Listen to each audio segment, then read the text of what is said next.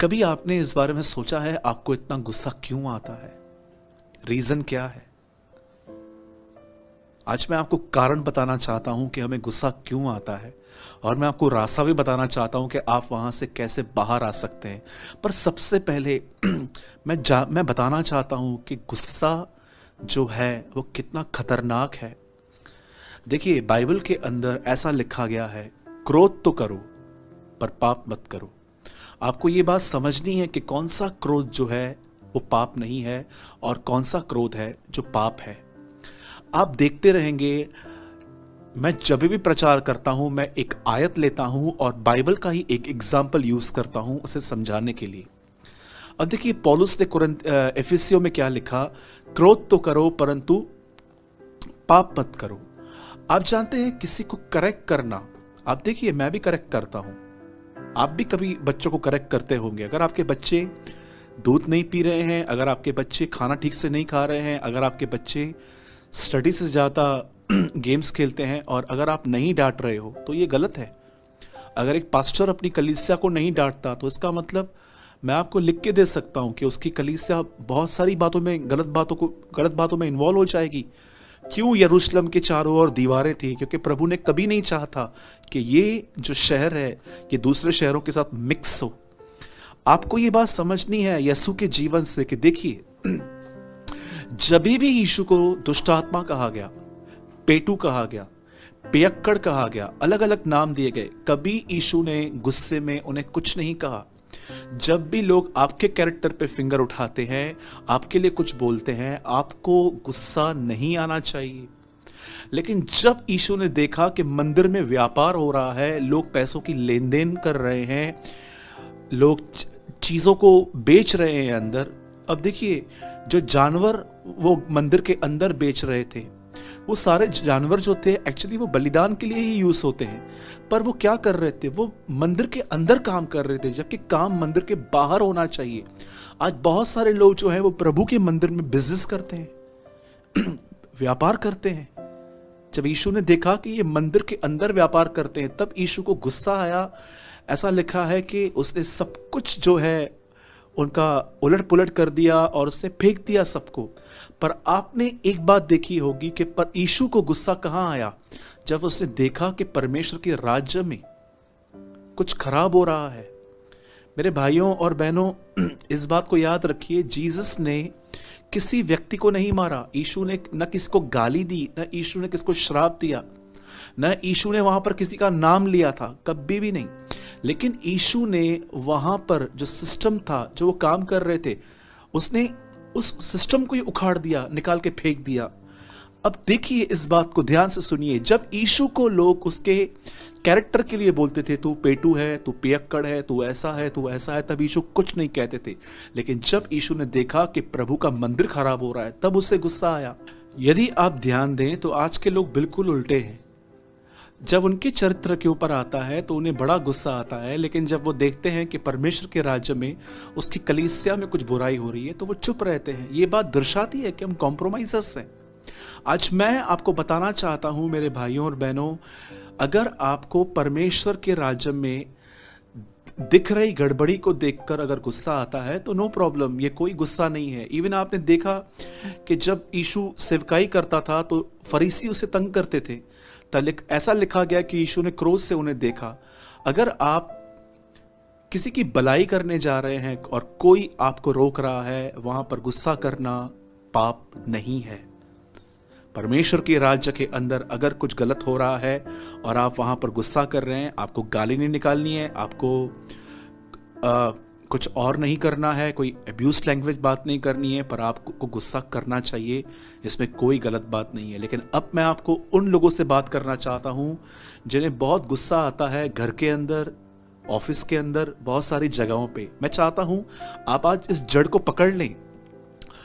मैं आपको बताना चाहता हूं, इस 14 सालों में 7 साल 8 साल की जो सेवकाई है, अनगिनत लोग आए जिन्होंने अपने गुस्से से अपनी नौकरी खो दी, संबंध खो दिए, अच्छे दोस्त खो दिए, और इवन मैं आपको बताना चाहता हूं बहुत कुछ उन्होंने खो दिया। अब मैं आपको जो समझाना चाहता हूं उस पर ध्यान दीजिए। बाइबल एक व्यक्ति के बारे में बात करती है जो एक सेना का जवान था। वचन कहता है उसे कोढ़ हुआ। कोढ़ होने के बाद एक बच्ची ने उसे कहा, तू इज़राइल जा, इज़राइल में एक भविष्यवक्ता है जिसका नाम एलीशा है, जा और उससे मिल और तुझे तेरे कोढ़ से आजादी मिलेगी। बाइबल ऐसा बताती है अपने घर से कुछ गिफ्ट्स लेकर जब नामान जो एक आर्मी का ऑफिसर था जब वो वहां पर निकला, तो बाइबल ऐसा बताती है जब वो एलीशा से मिलने के लिए गया तब बाइबल बताती है एलीशा उससे फेस टू फेस और इतना नजदीक आके नहीं मिला, उसे दूर से ही आदेश दे दिया कि इस व्यक्ति को कह दो कि जाके यर्दन में डुबकियां लगाए और जैसे ये आखिरी डुबकी लगा के ऊपर आएगा तभी ठीक हो जाएगा। पर बाइबल ऐसा बताती है नामान बहुत क्रोधित हुआ। जैसे उसको बहुत गुस्सा आया, वो गुस्से के मारे अपने देश को लौट रहा था, तब एक बुद्धिमान व्यक्ति उसके साथ था। मैं आपको कहना चाहता हूं मेरे भाइयों और बहनों, बुद्धिमानों के साथ संगति करें। एक अच्छा मेंटर रखें अपने लाइफ में जो आपको लीड करे कि आपको किस तरह की जिंदगी जीनी चाहिए। मूर्ख के साथ आप भी मूर्ख बन जाएंगे। अगर आप किसी ऐसे व्यक्ति को सुनते हैं या ऐसे व्यक्ति के साथ घूमते हैं जो सिर्फ दूसरों का विरोध करते हैं तो आप भी विरोध करना सीखेंगे। यदि आप एक ऐसे व्यक्ति के साथ घूमते हैं जो एक व्यभिचारिक की बड़ी जिंदगी जीता है तो कल आप भी वैसे ही जिएंगे। याद रखिएगा, जिस तरह से आप लोगों के साथ घूमते हो कल आप वैसे ही बनोगे। क्यों यीशु के 12 चेले इतना आगे जा पाए? क्योंकि वो यीशु के साथ घूमते थे शरीर में, और शरीर के जाने के बाद भी वो प्रभु के साथ आत्मा में चलते थे। आप जानते हो उस बुद्धिमान व्यक्ति ने नामान से एक बात कही कि उसने तुझे कौन सा कठिन काम कहा, सिर्फ इतना ही तो कहा कि जाके यर्दन में डुबकी लगा और ठीक हो जाएगा। तब उस आदमी का दिमाग खुला और वो आदमी वहां पर गया, और ऐसा लिखा है कि जब वो ठीक हो गया तो उसकी जो स्किन थी वो हिम के समान पूरी तरह से वो श्वेत हो गया, एकदम अच्छे से हो गया। अब सुनिए, मैं आपको समझाना चाहता हूं कि इसे इतना गुस्सा क्यों आया। याद रखिएगा, गुस्सा 2 लोगों को ही आता है।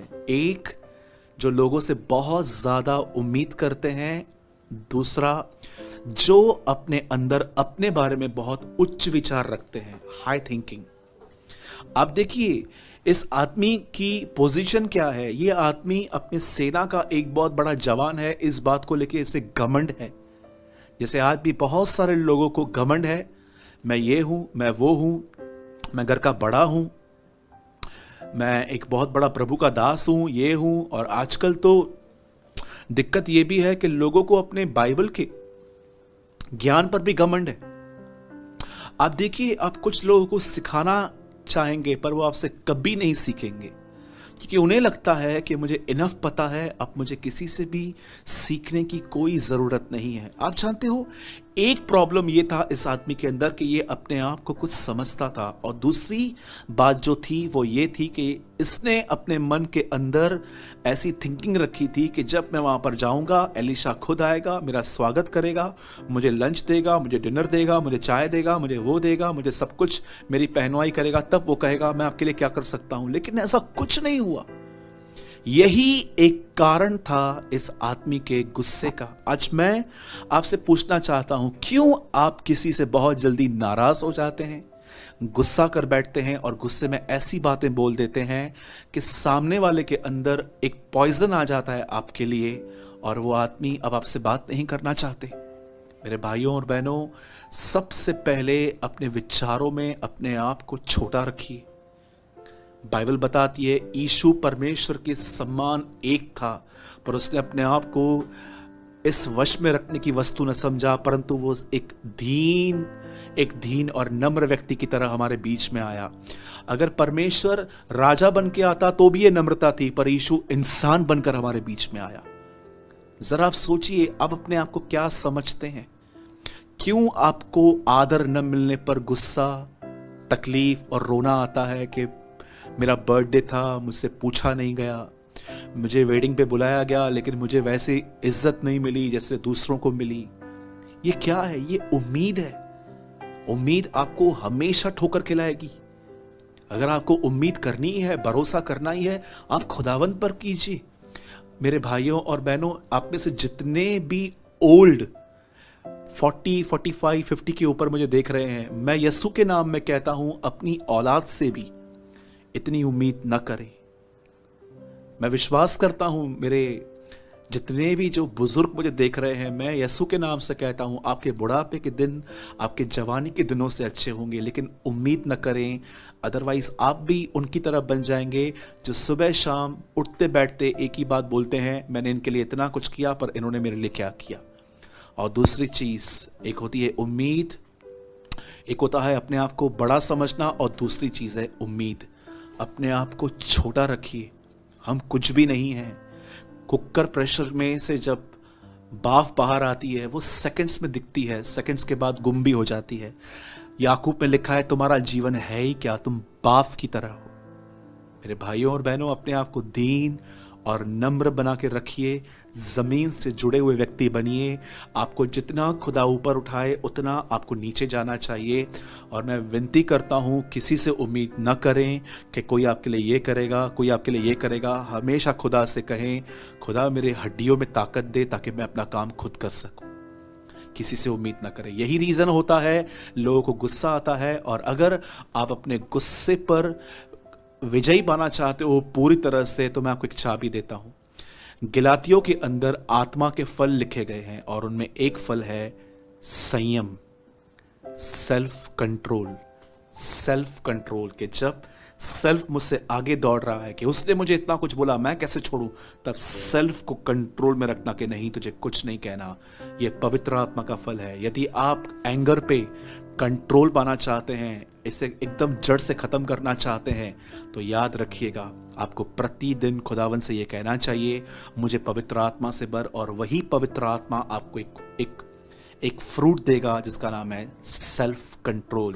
परमेश्वर ने हमें भय का नहीं परंतु सामर्थ, संयम, सेल्फ कंट्रोल और प्रेम का आत्मा दिया है। सिर्फ पवित्र आत्मा ही है जो एक व्यक्ति को प्रॉपरली गाइड करता है कि कब कुछ नहीं बोलना है और कब बोलना है। और मैं आपको बताना चाहता हूं, ये एक वार्निंग नहीं है, मैं बड़े प्रेम में आपके साथ कह रहा हूं। याद रखिए, अगर आपने अपने गुस्से पर विक्ट्री नहीं पाई खुदा के फजल से, इसके लिए भी एक स्टेप है।